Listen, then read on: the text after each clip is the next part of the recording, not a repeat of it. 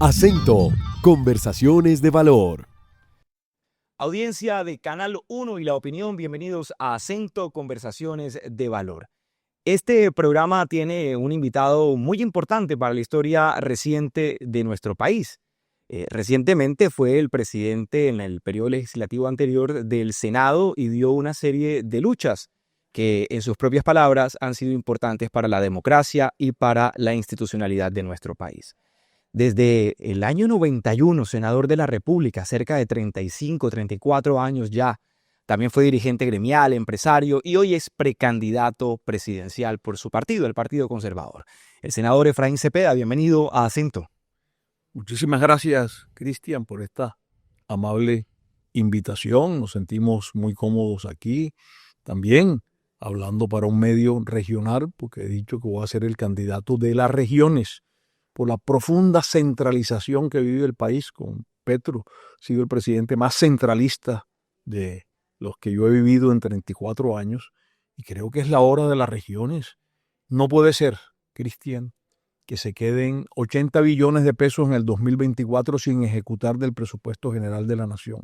A julio 30, 70 billones de rezago y prefieren que la plata se quede en los anaqueles, que se quede guardada en las cajas del Ministerio de Hacienda y no enviarla a las regiones para que ejecuten las obras que están esperando en todas las regiones del país, acueductos, alcantarillados, escuelas, vivienda, etcétera, etcétera. No, esa plata se perdió. Por eso yo me preguntaba en el debate de ayer en comisiones económicas, ¿para qué quieren una reforma tributaria de 26 billones de pesos si tienen 70 billones en caja de este año y 80 del año pasado?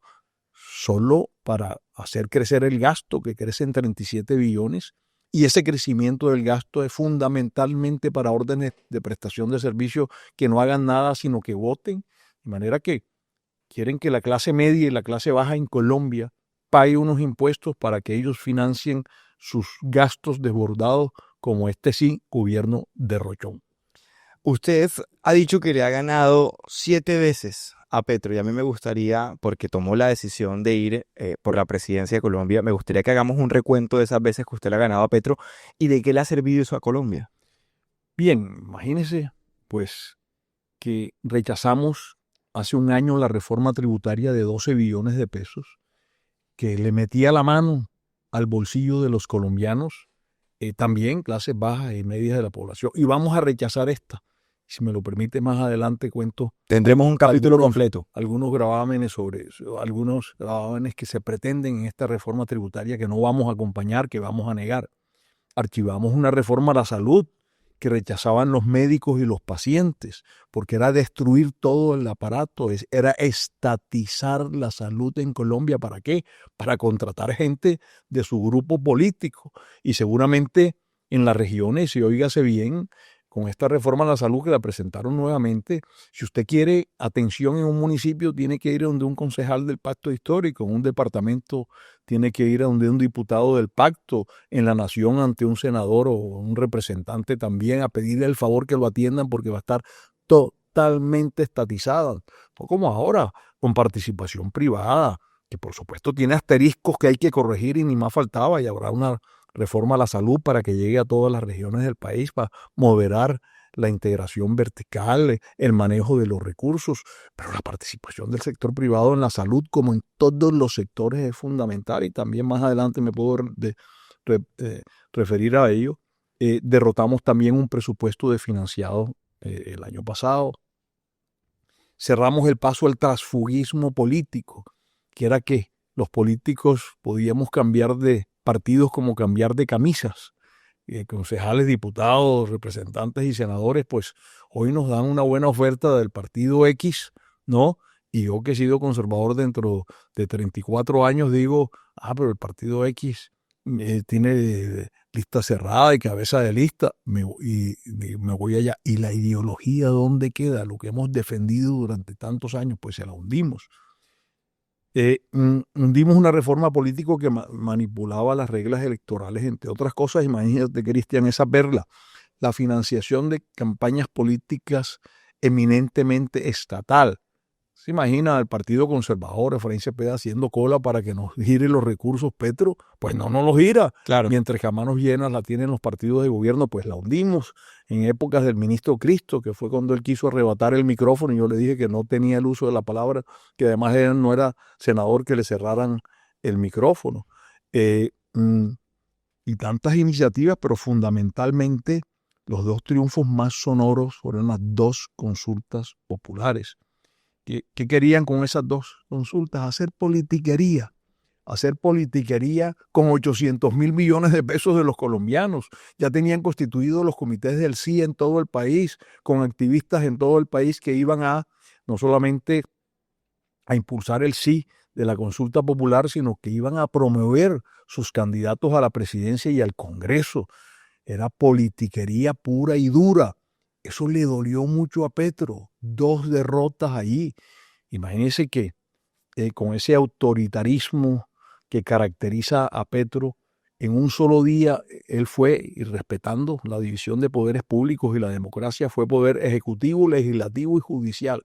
Cuando firmó el decretazo era diciendo que que lo que había dicho el Senado no era cierto, que se había hundido y que él consideraba que se había aprobado. Entonces asumió poder legislativo y asumió poder judicial, porque si él tenía asteriscos sobre la manera de aprobarlo, tenía que ir al sector judicial para que lo dirimiera. Lo dio por cosas juzgadas. En un día fue ejecutivo, legislativo y judicial. Así es el irrespeto de Petro a la división de poderes, los insultos que me daba a mí todos los días, pues... Y te digo una cosa, Cristian, que lejos de amedrentarme, me hacían tener mayor convicción que no lo podíamos permitir a Petro, ese tipo de temas que presentaban que en nada convenían al país y que jamás quiso concertar. Yo recuerdo que la única vez que me invitaron a mí a Casa de Nariño, el presidente Petro y con el ministro Cristo, fue para hablarme de la reforma tributaria del año pasado. Yo le dije, mire, presidente, yo llevo 34 años en el Senado y 34 en las comisiones económicas. Usted no le puede pedir a un congresista, y mucho menos a un miembro de las comisiones económicas, que le demos vía libre una reforma tributaria que no hemos discutido, que no se ha leído, que ni siquiera se ha radicado o se está radicando apenas. Pues eso no nos lo perdonaría el pueblo colombiano, porque no sabemos qué contiene, a quién quiere grabar. Yo le propongo que discutamos el presupuesto general de la nación sin los 12 billones de la tributaria, que después nos vayamos a discutir la tributaria y de lo que ahí salga 12, 10, 8, 7, 6, 5, no sé, 4, eso entonces se va en un presupuesto adicional y usted tiene unas comisiones económicas tranquilas como debe ser, sin imposiciones. Esa reunión terminó con que Petro me dijo, lo voy a pensar. Pero el resultado, bueno, y ahí estaba presente el ministro Cristo, que por supuesto participó en estas recomendaciones. Y el resultado fue que no. Finalmente dijeron, lo toman o lo dejan. Aquí está el presupuesto general de la nación con los 12 billones de pesos, que se apruebe por la puerta de atrás, que nos den el cheque en blanco de los 12 billones. Yo encabecé el no. Y le dije, presidente, lo siento mucho.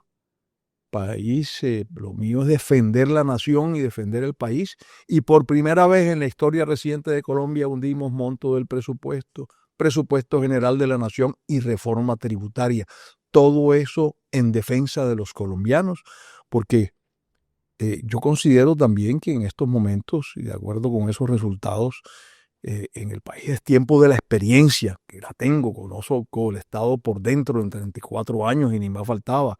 Es tiempo de carácter y es tiempo de orden. Y por eso he venido diciendo, el orden es el camino.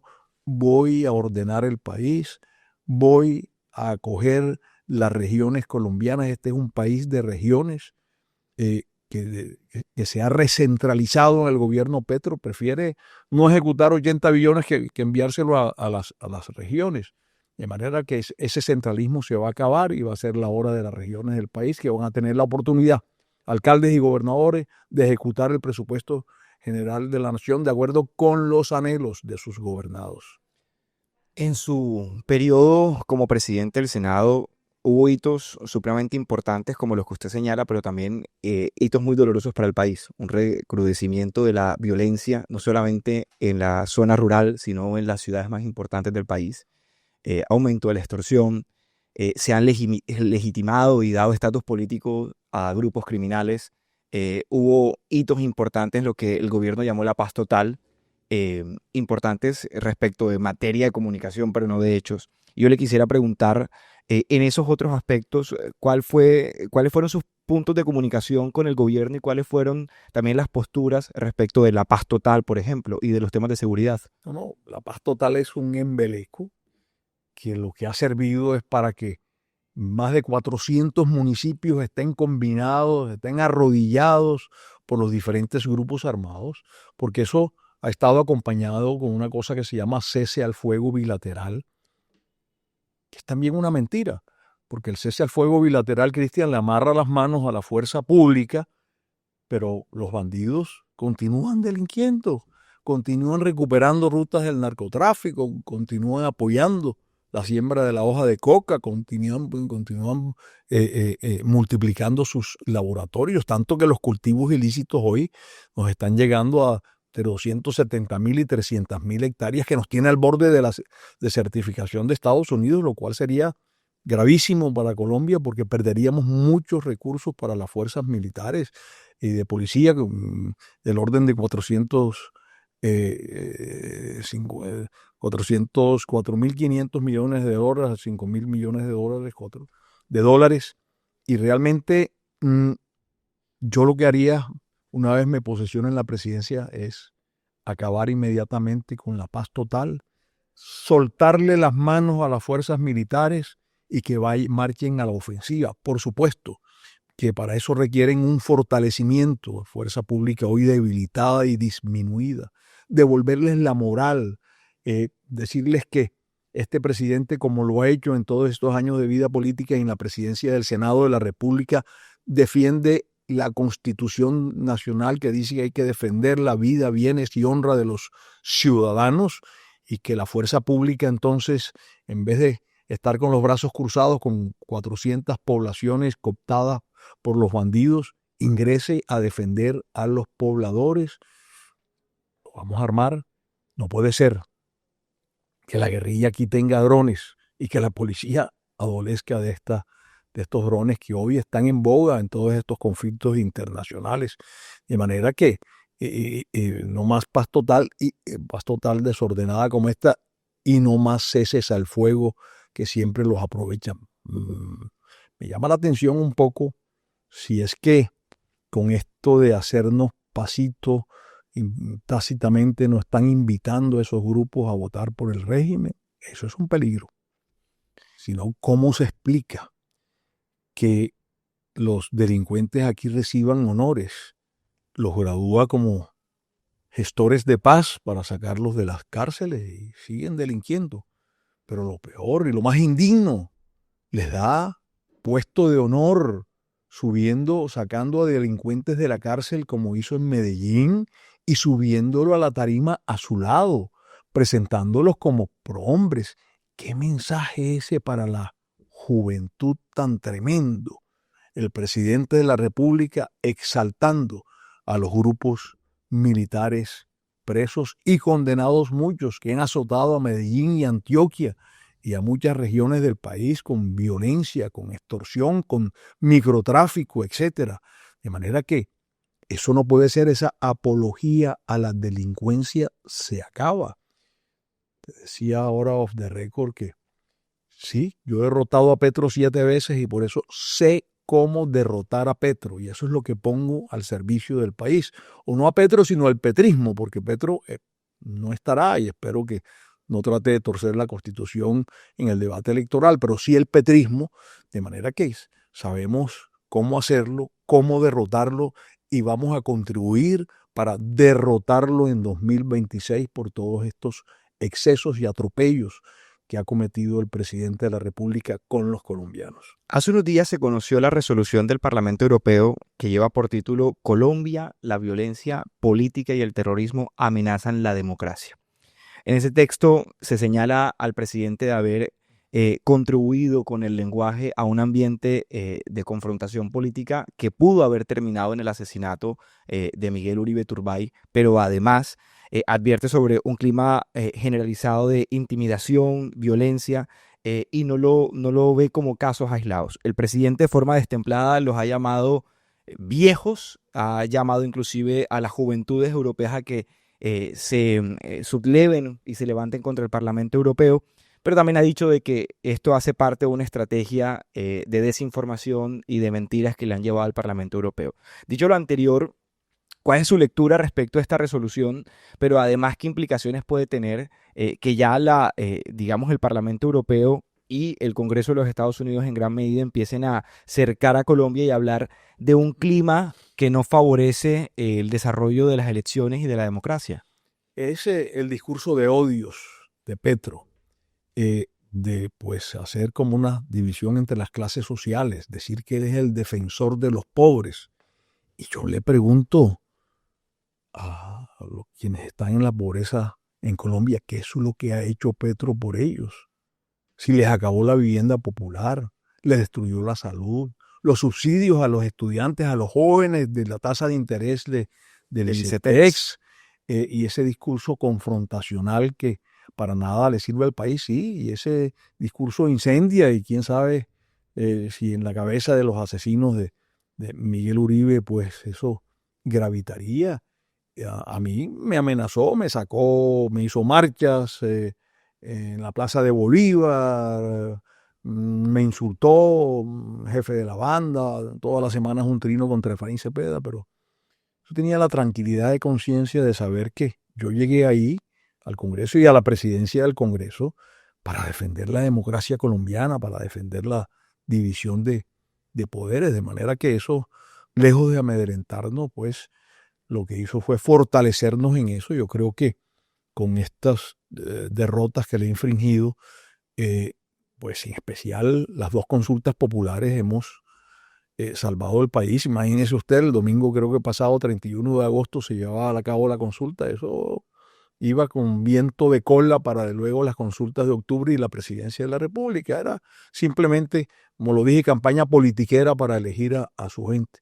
De manera que Efraín Cepeda lo que demostró fue carácter, defensa de las instituciones, defensa de los colombianos, defensa de la Constitución, defensa de la división de poderes, y en esa orilla me encuentra el pueblo colombiano defendiéndolos en la democracia, en la seguridad, en la inversión privada, entre otras cosas. Y quiero que me permitas, Cristian, hablar un poquito de eso, porque aquí, por el desprecio a la inversión privada, no hemos tenido obras. No se ha adjudicado una sola doble calzada en este gobierno. No hay obras de infraestructura, en realidad. No hay obras de infraestructura de ninguna naturaleza, ni acueductos, ni alcantarillados, ni colegios, ni vías, porque él como tiró que la vía eran para los ricos. Pregúntele a los pobres qué vías necesitan para ir a los colegios, a las universidades, a los campesinos para sacar sus productos, etcétera, a la conectividad del país para los acueductos competitivos, y ese tema pues generador de empleo. Por el desprecio a la inversión privada, no hay inversión privada, ha caído, se ha disminuido. Entonces, a menos inversión, pues menos utilidades empresariales, y con menos utilidades, menos impuestos. No, en mi gobierno vamos a invitar al sector privado, nacional y extranjero, a que invierta en Colombia siempre que genere empleos de calidad. Le vamos a dar la seguridad jurídica. Como presidente de la República expresaré cuáles son las principales obras que requiere el país, y estamos seguros que con alianzas públicas privadas tendremos esa inversión, porque hoy, cuando uno mira las cifras del DANE, nos dicen bajó el desempleo en Colombia. No. Hay que leer la letra pequeña, y el empleo que se ha generado en Colombia es una cosa que se llama trabajadores por cuenta propia. Sí. Esos que salen en la mañana a rebuscarse, a ver si pues traen un peso, 10 o 20 o 30 a la casa. Yo creo que el DANE toca la puerta y pregunta, ¿fulano está? No salió. Trabajador por cuenta propia. Ese no tiene derecho a seguridad social, ni a primas, ni a cesantías, ni recargos nocturnos. En cambio, lo que genera el sector privado es empleo de calidad, con todas las prerrogativas, con toda la seguridad social, con derecho a los recargos nocturnos, dominicales, festivos, etcétera. Y por eso ese es el empleo que queremos y el que desprecia Petro. ¿Y por qué desprecia eso? Porque ante mayor desempleo, ante mayor informalidad, la gente tiene que vivir más de los subsidios del Estado para condicionarlos después con el voto. Mire, la política social nació en gobiernos conservadores, con familias en acción, pero nosotros jamás pedimos un voto a cambio de nada. Con Efraín Cepeda va a continuar esa política social, no vamos a eliminar ningún subsidio, pero vamos a pedirle al sector privado que llegue, que les ofrezca empleo. Los colombianos se sienten más útiles con un empleo que sentados en su casa recibiendo un precario subsidio, que pues es menos de una quinta parte de un salario mínimo. Y entonces pues vamos a ir diciéndole a los ciudadanos, van saliendo del subsidio para ganar más en un empleo, para sentirse más dignos o para emprender, con apoyo al emprendimiento. Yo vengo del sector privado, sé lo que cuesta generar un empleo, sé lo que cuesta pues producir un peso de ventas y de utilidades. Y aquí requerimos un sector privado fuerte, competitivo, eso sí, que participe en el desarrollo nacional.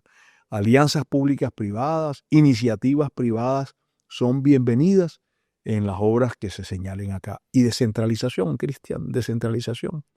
Que alcaldes y gobernadores puedan ejecutar el presupuesto y que no se quede guardados allá pues en el Ministerio de Hacienda. Ya tenemos que ser protagonistas de nuestro destino. Por eso aprobamos el SGP, el incremento, porque hoy casi el 80% de los recursos públicos los maneja el gobierno central. Y eso lo que promueve es más corrupción por los peajes que tienen que pagar de alguna manera los políticos regionales, los líderes regionales. En este gobierno. Y porque solo el 22-23% lo manejan las regiones. Y yo quiero decir que los mejores interventores para una obra son los alcaldes y gobernadores, porque es su propio pellejo. Si ellos contratan una obra y eso sale mal, pues ese pueblo lo va a lapidar. Y si sale bien, lo va a aplaudir, lo va a sacar en hombros. Entonces, por eso he sido amigo de la descentralización, he pertenecido a la Comisión de Ordenamiento Territorial, he sido presidente, he sido ponente de casi todas las regiones administrativas y planificación de Colombia, de la Ley de Regiones, he participado también con gran impulso y pues estamos ahora del lado de la red de la región Caribe colombiana que se está adelantando porque reclamamos eso, autonomía, y eso fue lo que determinó el constituyente del 91 en los artículos 306 y 307.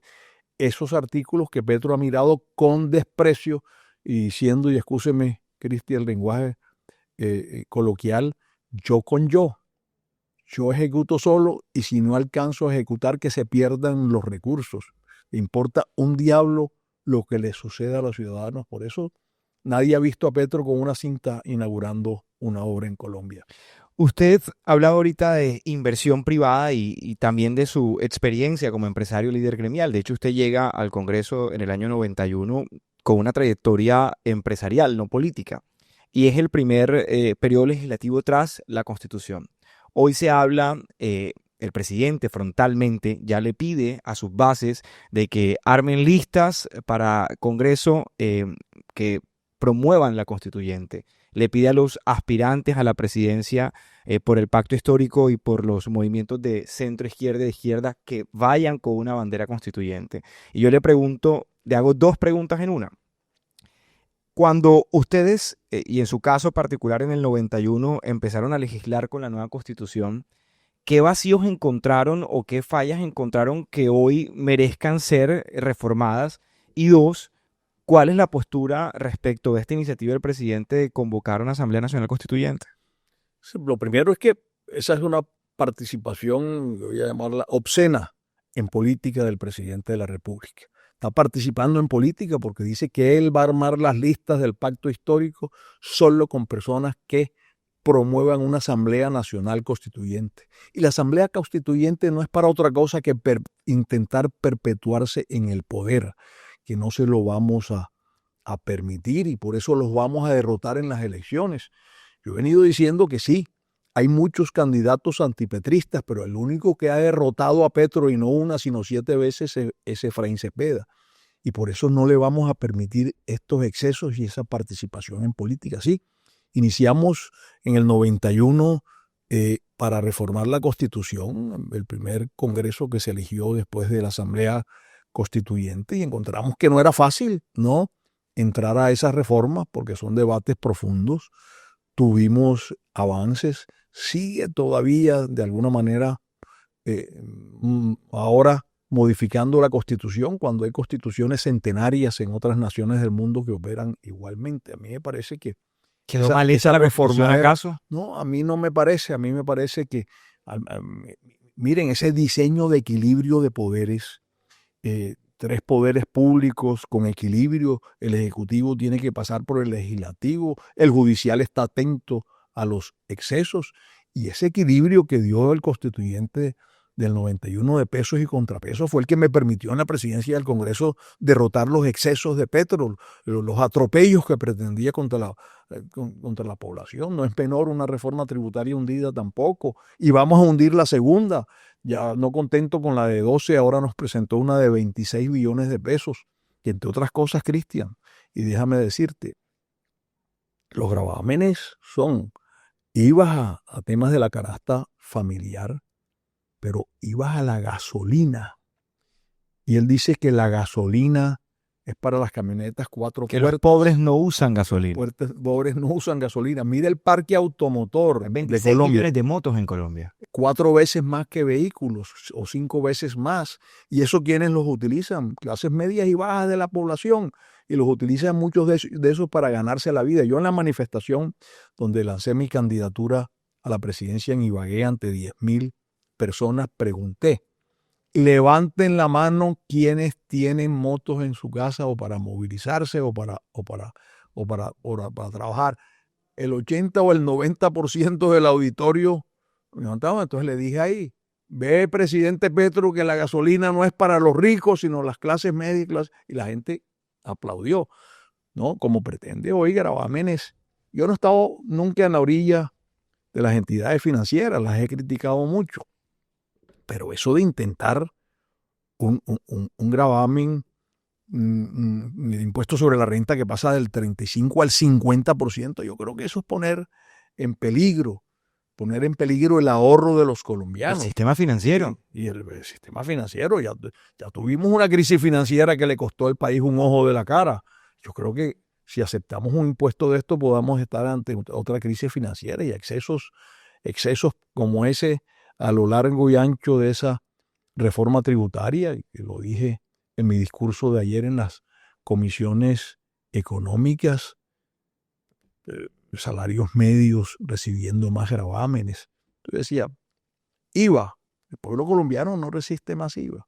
Los asalariados no resisten un impuesto más luego de la reforma tributaria número 1 de Petro. Las empresas hoy están soportando unos costos extraordinarios con la reforma laboral, que lo merecen los trabajadores muy bien, pero que golpea también el PIG, el estado de pérdida y ganancias. Entonces, caerles con otros impuestos como estos. Predicar la transición energética y grabar el alcohol carburante y el biodiesel, pues es una contradicción infinita. Y los vehículos híbridos y demás. Los vehículos híbridos, hombre, no contaminantes. Entonces, ¿cuál es la transición energética que apoyan? Apoyan entonces no explorar gas natural en Colombia para importarlo de su socio Venezuela, con el 20% de sobrecosto que estamos pagando los colombianos sobre el gas natural, el gas vehicular. Entonces, cuando se explora en Venezuela no hay contaminación, pero en Colombia sí. Además, la contaminación del gas es una contaminación mínima. Las exploraciones de gas cayeron frontalmente, para no hablar de petróleo, y por eso las finanzas hoy de Ecopetrol están absolutamente resentidas. Y recordemos que las utilidades de Ecopetrol, más del 80% van al presupuesto general de la nación.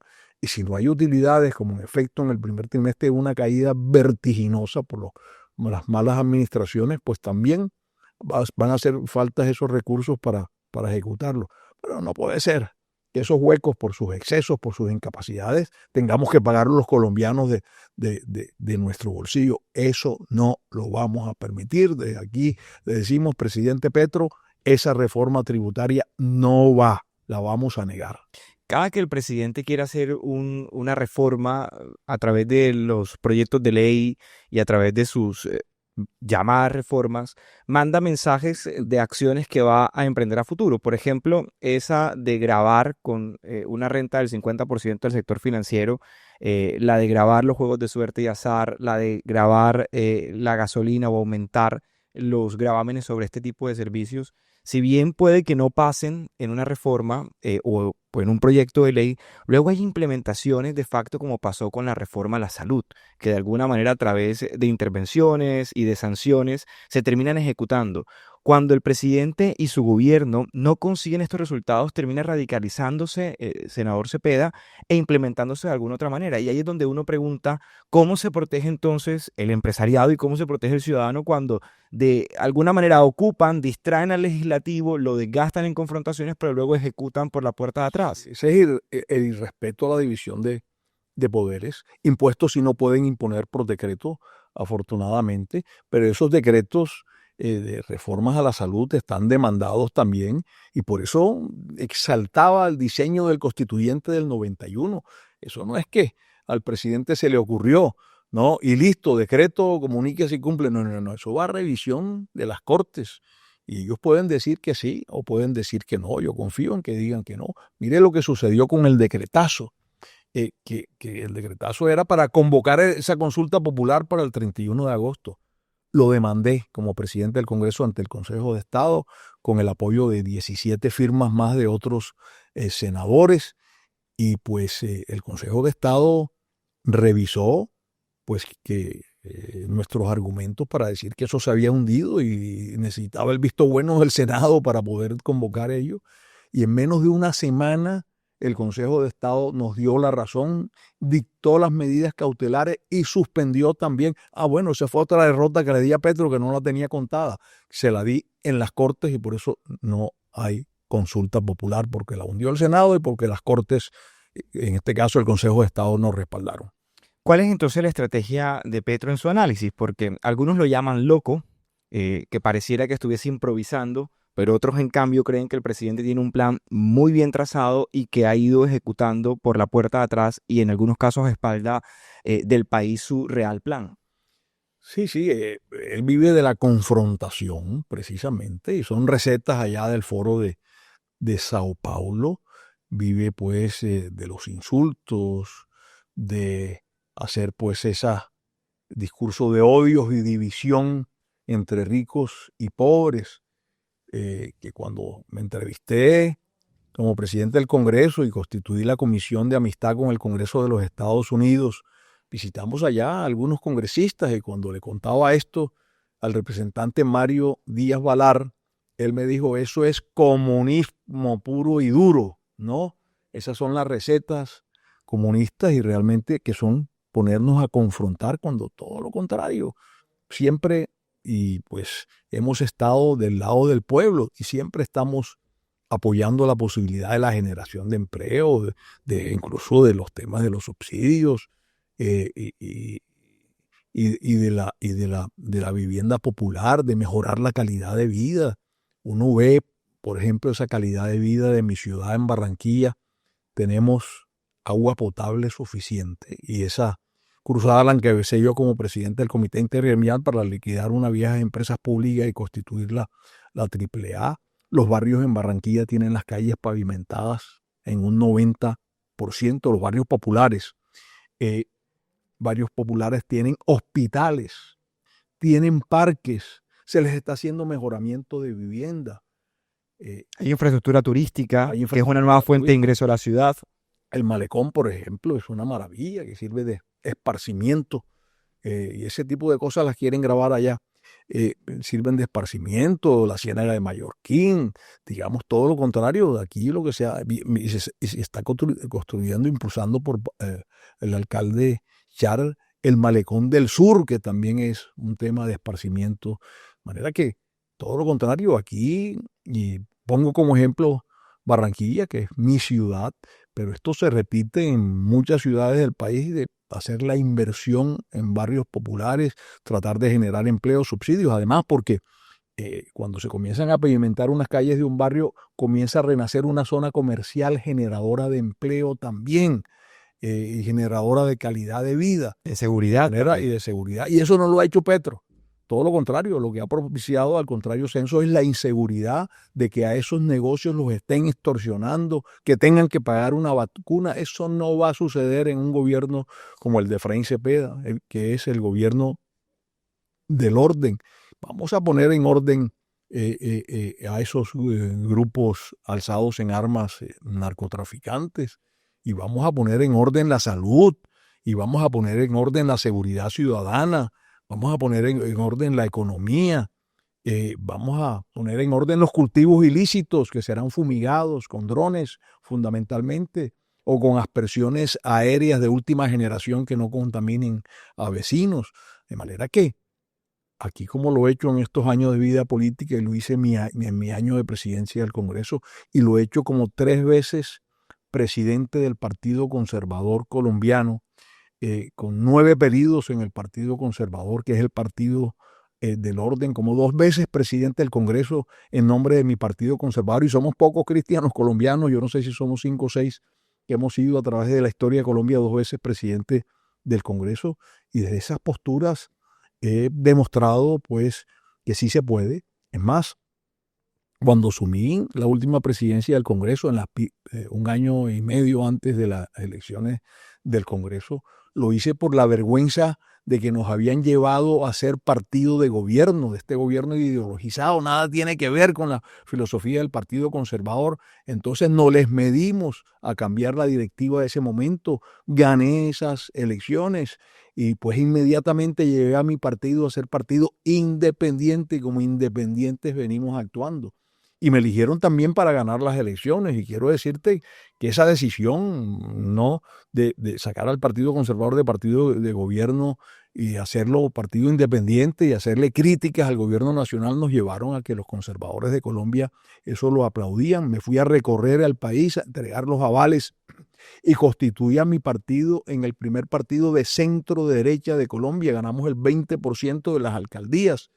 Y éramos 36 partidos en disputa. Eso quiere decir pues que he tenido también el carácter de asumir temas tan delicados como decirle a Petro: no somos más partido de gobierno. Durante la presidencia del partido de Efraín Cepeda nos vamos a la independencia, y vamos a ejercer una independencia crítica que poco a poco, por las actitudes de Petro de no querer concertar las reformas, hemos llegado a ser oposición férrea a un gobierno que no le conviene a los colombianos. Al cierre de este bloque le quiero hacer un par de preguntas. Justamente en esa resolución del Parlamento Europeo de la que hablamos hace un rato, expresan preocupaciones por el desarrollo del proceso electoral. Y hay preocupación en varios sectores del país por las diferentes situaciones de orden público que podrían llevar, algunos señalan, a que el presidente pueda invocar una conmoción interior, y eso pueda resultar, ¿por qué no?, en el aplazamiento de las elecciones con algún propósito particular. ¿Usted cómo ve ese panorama? Gran postura la del Parlamento Europeo, gran preocupación. Creo que con la derrota que le dimos a Petro la semana pasada o antepasada, magistrado de la Corte Constitucional, derrotamos a su candidato por 21 votos. Eso quiere decir que incluso algunos senadores cercanos al gobierno entendieron que era mejor preservar la democracia y no permitirle a Petro una Corte Constitucional de bolsillo que permitiera perpetuarse en el poder aplazando elecciones. Yo creo que ese peligro ha ido desapareciendo. Sin embargo, tenemos que dormir con un ojo abierto. Y sobre lo del Parlamento Europeo, es que desconocer, Petro, lo que tribunales de Estados Unidos han expresado, y que hay un cartel de los soles en Venezuela, un cartel de los soles encabezado por Nicolás Maduro, que no es presidente de la República, es un dictador, y que ese cartel de los soles no solamente es narcotraficante, sino que ese país, ese régimen venezolano, no hay país sino el régimen, ha pues llegado a un convenio con varios grupos armados colombianos y les sirven de refugio, por allí envían sus narcotráficos, por allí cuando hay una confrontación pasan la frontera y quedan protegidos en Venezuela, de manera que, Petro niega lo que dicen los tribunales americanos, que es el jefe del cartel de los soles, porque pues para nadie es un secreto el narcotráfico que hay en Venezuela y narcotráfico amparado por el régimen. Para cerrar este bloque, le quiero preguntar concretamente por la situación que está viviendo el Canal 1, senador Efraín Cepeda. El presidente, a través de su Consejo de Ministros, le dio instrucciones al saliente ministro Molina de las TIC que avanzara en la licitación del Canal 1. En otros espacios, en redes sociales, ha dicho de que esta concesión ha terminado cuando la fecha contractual y por ley terminaría en 2037. Y otra vez ha arremetido a través de la SIC acciones de hostigamiento a una sociedad privada que por legítimo derecho tiene la concesión del canal. Está amenazada la libertad de prensa, está amenazada la democracia y este canal está siendo hostigado por el gobierno del presidente Petro. Usted como senador de la República, ¿qué lectura tiene del tema, pero también qué postura adoptarían desde el Senado de la República para proteger la libertad de prensa? Suscribo lo que tú has expresado. Es un atropello contra la libertad de prensa, es querer tener un canal de bolsillo para las elecciones pasando por encima de la Constitución y las leyes, y es un atropello además contra la inversión legítima privada, como tú lo has dicho. Hay una vigencia hasta 2037. Creo que si se abre esa licitación recibirá no una, sino decenas de demandas, y estoy seguro que las Cortes y el Consejo de Estado lograrán suspender un atropello de esa naturaleza, porque todos los días no solamente irrespeta al Ejecutivo, al Legislativo y al Judicial, sino también a la prensa, a los medios de comunicación, cuando considera que una noticia que publicaron pues es nociva para él, que es fidedigna también, y pues se los atropella. No. Nosotros estaremos atentos además en el Congreso a hacer los debates necesarios, pero también acompañando, si es necesario, demandas para evitar que Petro atropelle la libertad de prensa, para que atropelle el sector privado y para que tenga un canal de bolsillo para tratar de ganar las elecciones de 2026. Eso de ganar las elecciones del 2026 no se va a poder. Yo sé cómo derrotar el petrismo. Senador, y yo quiero preguntarle por un asunto que usted conoce muy bien porque ha sido un abanderado en esa materia, y es por la crisis energética que atraviesa no solo el Caribe, porque la disminución en exploración en hidrocarburos, en exploración de gas, pero también el no atacar de fondo la problemática financiera de las empresas de energía, de las generadoras y de las distribuidoras de energía, va cada día cobrando más terreno y encareciendo el servicio a los ciudadanos. Pero además se amenaza la sostenibilidad y más de una vez hemos estado con el fantasma de los apagones. ¿Cuál sería, digamos, el plan de acción respecto de este asunto que afecta a la economía, las finanzas del país y de su funcionamiento, pero también el bolsillo de los colombianos? Yo soy amigo de la transición energética, pero no así. Eso de cortar abruptamente exploraciones nos está costando. Es que gran parte del incremento del precio de la energía es porque el gas lo estamos impulsando, lo estamos importando en un porcentaje alto, el gas que mueve nuestras termoeléctricas, de manera que a más costo del gas, más costosa esa energía. Y pues además no se dan las licencias para que tengamos nuevas hidroeléctricas, que las energías alternativas, también las licencias ambientales se les demoran, no les llegan, permiten los abusos de las consultas previas y se van empresas tan importantes como Enel, por ejemplo. Que en el proyecto de La Guajira. El proyecto de La Guajira, se cansaron.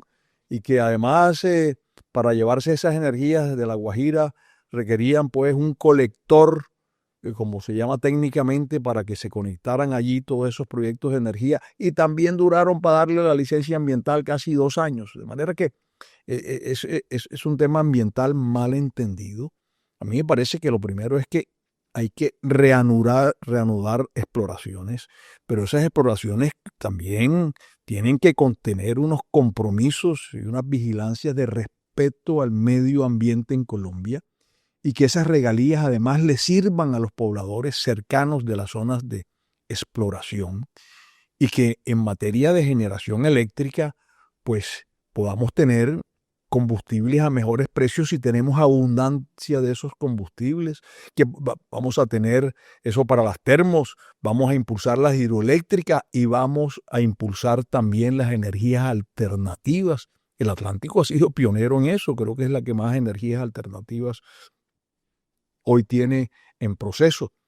De manera que sumando eso vamos a hacer que los insumos se bajen de precio.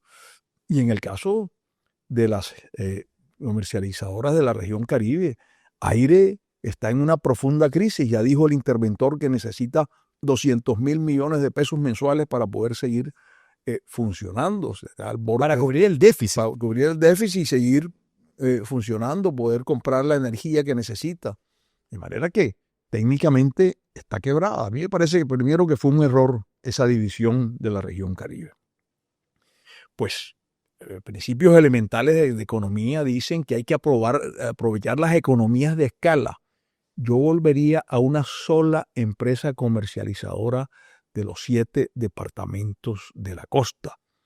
Pues yo permitiría, en el caso de Aire, pues la inversión privada nuevamente con unas reglas del juego, pero una cosa, Cristian, mientras no emprendamos con seriedad la normalización de redes eléctricas de la costa. La subnormalidad en la costa es casi que el 70-80% del país. ¿Qué pasa cuando hay subnormalidad?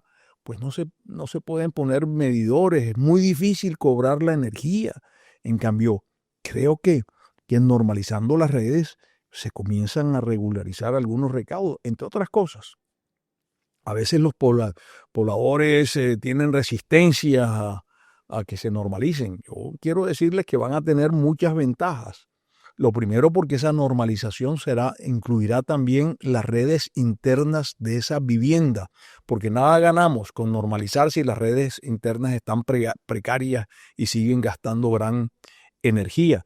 De manera que, y lo otro, es que a veces hay macrocontadores de un barrio y la factura llega más grande. ¿Por qué?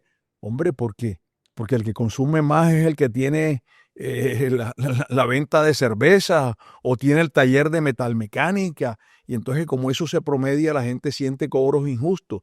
Usted se va a independizar y le van a cobrar solo lo que consuma, no ahora lo que consuma el vecino que enfría cervezas o que tiene un taller. Eso es un gana-gana. Yo tendría esas estrategias y por supuesto el músculo de la inversión privada, que siempre lo necesitamos, porque eso libera los escasos recursos del Estado. Y pues creo que emprenderíamos una labor como esa. 7 departamentos unidos de la costa. Hablaba usted justamente eso, de volver a un modelo regional, pero líderes locales, por ejemplo, en el Atlántico, van por otro camino, van por la idea de por qué no volver a una empresa de energía departamental, como lo ha propuesto el gobernador Eduardo Verán. Bien, esa es válida también. Lo que rechazamos es la nacional. Bueno, falta mirar para ver si el departamento y el distrito pues tienen ese músculo. Eso tienen que medirlo bien, a ver si por tanto los ingresos del departamento y del distrito no se van en los temas deficitarios de la energía eléctrica. Habría que esperar ese modelo. Y aquí tenemos una gran desventaja en la costa, que mientras otros países podían generar energía, nosotros lo teníamos prohibido y se acabó Corelca, etcétera, etcétera, mientras que Antioquia está llena de hidroeléctricas. Nosotros en la región Caribe solo tenemos una mediana, ¿no?, que es la de Córdoba, que genera 450 megavatios. Urrá 1, ni siquiera se pudo hacer Urrá 2. De manera que aquí nosotros tenemos es generación térmica, que es más costosa, pero necesaria, porque sirve de soporte cuando el fenómeno del Niño baje los niveles de la represa, como sucedió recientemente, cuando hay mantenimientos, por ejemplo, entran a operar las termoeléctricas, pero es energía más costosa que la que se produce, por ejemplo, en Antioquia, que es de las hidroeléctricas. Aquí tenemos que equilibrarnos, tenemos que seguir generando energías alternativas y ojalá hidroeléctricas en la región Caribe colombiana para equilibrar nuestros precios, y que las empresas puedan tener contratos firmados, porque el precio en bolsa, y para eso se requiere un gran respaldo económico, porque si no hay contratos firmados hay que acudir a la bolsa y los precios son mucho más elevados. Y eso sucede cuando no hay un aval de una empresa para poder, pues, comprar la energía por contrato. Ya hicimos un recorrido por los temas más importantes del país. Como decimos aquí, hemos puesto acento sobre varios de ellos y usted más temprano me decía, déjame hablar más temprano, más tarde de la reforma a la salud y de lo que la salud requiere. ¿Cuáles son esas propuestas de Efraín Cepeda para que el sistema de salud recupere las condiciones que por lo menos tenía y que siga mejorando? Mire, no hay plata en el presupuesto general de la nación para hacer lo que Petro quiere. De hecho, el ministro de Hacienda por eso no ha dado el aval fiscal por los costos que conlleva, porque la construcción de lo que han denominado los CAPS, que son como hospitales de primer nivel, la haría el Estado y el gobierno, porque los funcionarios serían todos funcionarios públicos. A mí me parece que es volver a las épocas del seguro social, donde era eminentemente estatal. Yo reformaría el esquema de la Ley 100, acogiendo esa inversión privada, porque es que antes del gobierno Petro, la percepción de los colombianos era favorable en más de 2/3 partes del sistema de salud colombiano, y no es menor. Uno ve cómo el sistema de salud entrega las medicinas para enfermedades catastróficas, el cáncer, etcétera, etcétera, valga lo que valga, con una pequeña afiliación. El sistema de salud colombiano soportó la pandemia. Nadie aquí se empobreció como en otras latitudes del mundo vendiendo la casa o el carro para que lo trataran en un hospital. Aquí no, lo atendió el sistema de salud. Pero tenemos que corregir algunos temas. Tenemos que corregir el manejo de los recursos, porque para nadie es un secreto que en algunas de ellas, y no podemos generalizar, hubo corrupción en ese manejo de los recursos. Ahí hay que fortalecer la superintendencia y pues y que el giro directo se dé con orden, no como ahora, que se gira creo el 85%, que ni siquiera se gira, entre otras cosas, y después no se tiene control sobre eso. La integración vertical, también habría que ponerle unos límites, no solamente porcentuales como existen hoy, sino que pues no haya preferencia ni en los pagos ni en la atención. Pero además tenemos que decirle a las EPS, vamos a decirlo en lenguaje coloquial crista, carne con hueso. Así como atienden Bogotá, Cali, Medellín, Barranquilla, vayan a las zonas rurales también. Hay muchas zonas rurales sin cobertura. Y sí tiene que haber una alianza con el sector público, con los departamentos y los municipios que tienen hospitales y que tienen que tener también un porcentaje que se le envíe de pacientes para su prestación, para que esos hospitales públicos no se extingan. De manera que sí es una reforma, pero es una reforma a la Ley 100, pero basada en esos principios que motivaron a que la presentara el presidente Gaviria y que el presidente Uribe fuera su ponente. De manera que vamos en esa, llegar más a las regiones con más vehemencia y pues y más eficiencia y más vigilancia. Vamos cerrando y yo le pregunto, es innegable que hay un porcentaje importante de colombianos que votaron por un cambio, que creyeron en una promesa del presidente Petro de hacer unas grandes reformas sociales. Y usted ha dicho que sí, que hay oportunidad de mejorar el sistema de salud. También ha dicho que hay que mejorar el acceso a vivienda, a esa vivienda popular. Y yo le pregunto cómo ganar ese electorado, ese petrismo arrepentido que sigue esperando un cambio y que es legítimo que espere un cambio. Sí, petrismo, incluso Cristian, más que arrepentido, decepcionado, porque no ha encontrado nada de las propuestas que Petro les ha hecho. Y por eso, pues, hoy, si uno mira las encuestas, por ejemplo, la de los jóvenes, que estuvieron muy a la izquierda en esas elecciones y que querían probar un nuevo esquema, decepcionados, que uno encuentra que los jóvenes han salido en su gran mayoría de la izquierda, donde estuvieron y se están situando en el centro, incluso en la derecha, porque encontraron que ese esquema absolutamente fracasó. Yo hablo con mucha gente, todos los estratos de la población, y cuando hablo con los empresarios, les pregunto, ¿cómo están viendo ustedes entre sus empleados? Y una respuesta que he recibido de varios de ellos es que ellos acostumbran a hacer encuestas entre sus empleados, pues respetando su decisión y ni más faltaba.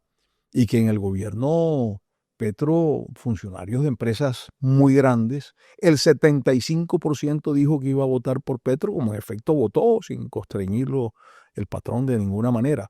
Y que ahora ya ese 75% se ha vuelto un 15%. Están también arrepentidos los empleados de empresas que pues pensaron que este cambio los iba a favorecer y pues lo que ha es perjudicado. De manera que yo creo que, y allá lo hice en las encuestas de opinión, Petro, este esquema político tiene el 30 y el 70 está en contra del gobierno nacional. Por eso tenemos que tener la capacidad de unirnos para derrotar el petrismo, salir de esta horrible noche, de estos atropellos que se le hacen a la población, con reformas tributarias, pues condicionándole algunos subsidios al voto, este atropello a la empresa privada, que ha sido también el atropello diario, el atropello a la división de poderes, el atropello a la democracia. Esta es una democracia la más antigua de Latinoamérica, rota creo que 1 o 2 veces solamente, y no va a ser este momento. Yo he dicho, el presidente de la República hoy sí fue elegido legítimamente y fue elegido para gobernar hasta el 7 de agosto. Estoy en la orilla de los que decimos, ni un día menos, tiene que gobernar hasta el 7 de agosto, pero tampoco ni un día más, y ese es el respeto también para la democracia. Hablando de política, usted es curtido en esta materia y ha visto pasar varias generaciones de líderes que han querido gobernar este país. Hoy hay más de 100 precandidatos. Algunos creen que es un síntoma de buena salud en nuestra democracia, otros creen que lo que hace es confundir y generar algún tipo de ruido en este proceso. Le pregunto cómo ve usted marzo, porque en marzo se decantan las candidaturas. ¿Cuáles son sus apuestas? ¿Cuál es su reflexión y análisis? Oh, muy bien, pues lo que creo es que no podemos llegar a una primera vuelta 10 o 15 candidatos del centro y del centro derecha, que tenemos que encontrar mecanismos para que seamos pocos los que vayamos a enfrentar el petrismo. Y yo he venido diciendo, pues este momento no es tiempo de aprender ni de improvisar, es un tiempo de experiencia. Y si bien hay muchos candidatos antipetristas, yo tengo una pequeña gran diferencia. Efraín Cepeda es el único que ha derrotado a Petro en 7, 8 veces. Y tengo que repetir lo que te dije al principio. Creo que es tiempo de la experiencia, del carácter, que lo demostramos de sobra, y del orden, y que el orden es el camino. Y creo que los colombianos están clamando por el orden en este momento. ¿Qué le dice a los que dicen que los políticos tradicionales o los políticos que llevan mucho tiempo en el oficio de alguna manera contribuyeron a que estemos en este momento de país? No, pues nosotros enfrentamos frontalmente la candidatura de Petro en los procesos electorales. En algunos gobiernos participó el Partido Conservador, en otros no participó. Y por supuesto, pues, que son los gobiernos, no los que definitivamente llevan la batuta. Pero quiero decir algo. Mi partido, el Partido Conservador, ha sido el que ha ordenado las finanzas públicas. Hemos tenido ministros de Hacienda excelsos que han recuperado, incluso con la crisis financiera, la recuperó el Partido Conservador. A nosotros nos toca siempre poner la casa en orden cuando está desordenada, y los ministros de Hacienda lo han hecho, como los ministros de Agricultura que hemos tenido también, que ha sido representación, pues hemos propugnado por impulsar el agro y hemos tenido los presupuestos más grandes de la historia para apoyar a ese sector campesino.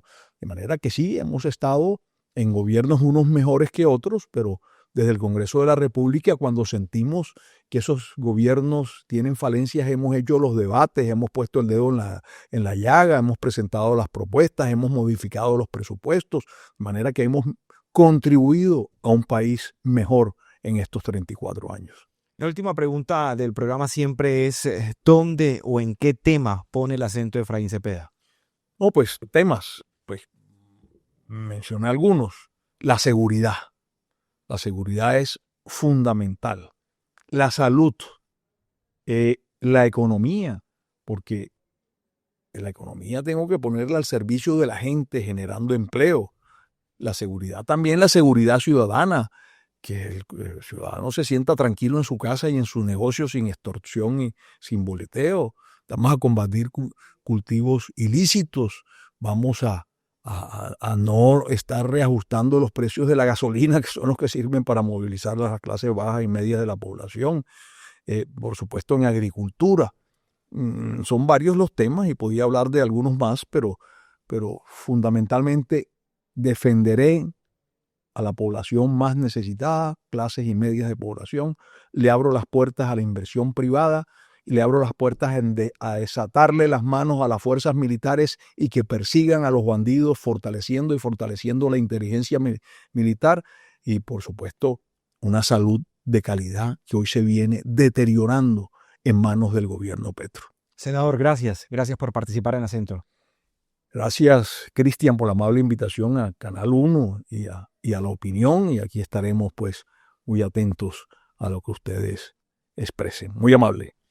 Gracias a la audiencia de Canal 1 y de La Opinión por conectarse con Acento Conversaciones de Valor. Recuerden participar usando el numeral Acento. Nos vemos el próximo domingo.